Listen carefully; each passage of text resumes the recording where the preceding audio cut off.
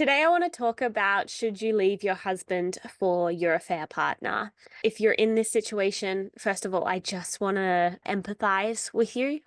This is a very isolating experience. It's often filled with a lot of self hatred, self judgment, confusion, guilt, shame, doubt, punishing yourself. I get where it comes from. We as a society are very brutal in the way that we deal with infidelity. When it happens, it's something that happens often, and yet we're so brutal in shaming people for how could they get into such a situation. How could they do this behind someone's back and be so selfish, ruin a family, all of this? And yet there is so much going on under the surface that we're not acknowledging that if we did, you would have a lot of compassion for yourself around, okay, well, this is why I got myself into such a situation. So today I purely want to hold you in the way you deserve to be held of this isn't just what it looks like on the surface.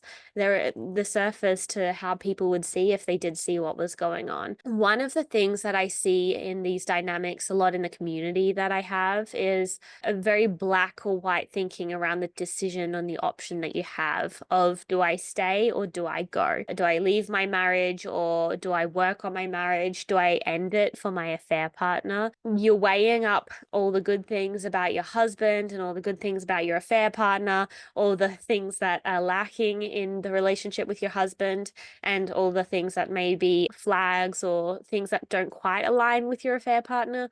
And it's just really confusing to choose between two people. What I really want you to come back to is, instead of it making it an end goal decision of like, am I climbing this mountain or this mountain? I want you to come back to the things that feel good in the relationship and the things that don't feel good in both of the relationships.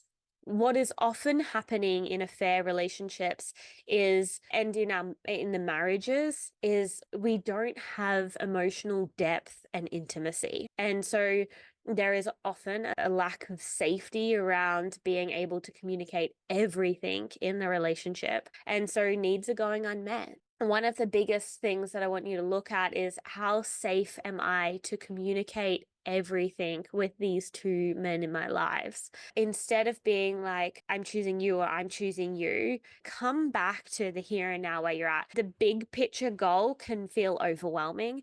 I want you to start on the little day-to-day things of, really, how safe do I feel to be expressing my feelings, my truth, and be met with someone receiving me, all of me, being able to take in what I'm saying, feel into what I'm saying, honor me for what I'm saying, and then offer their perspective. But being able to receive you.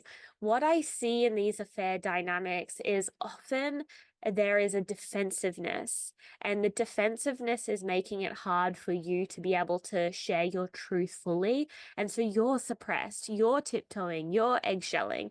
And so look into the relationship that you have with these two men and notice if there is a dismissiveness, defensiveness around you expressing yourself fully. Another reason why we're so quick to try to figure out the solution is because one of the partners is pushing for you to have a solution now, to choose one or the other. Again, we need to make sure that we can have clear boundaries around going at the pace that we need to go at in order to be so damn clear around our decision and feel so good about making it.